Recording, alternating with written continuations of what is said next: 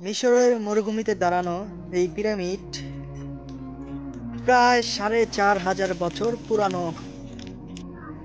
আজ পর্যন্ত কেউই বুঝতে পারেনি যে এত বড় বড় পাথরগুলো কিভাবে সাজানো হয়েছে।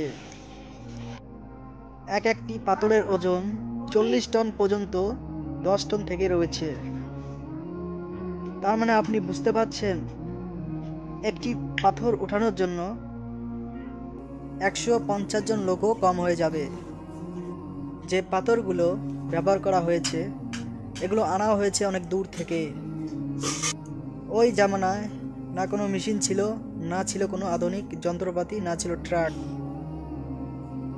বিজ্ঞানীরা আজও বিশ্বাস করে এই পিরামিডগুলো বানানোর পিছনে রয়েছে এক অলৌকিক শক্তি বা রহস্য রয়েছে, তা আজও জানা অসম্ভব।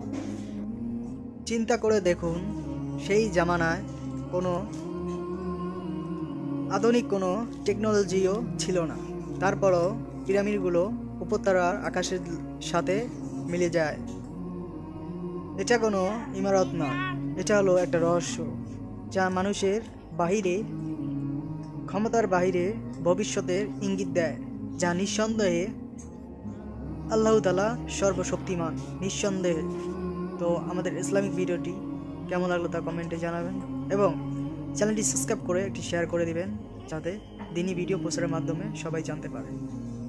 তো আল্লাহ হাফেজ। নেক্সট ভিডিও দেখার জন্য আবার সঙ্গেই থাকবেন।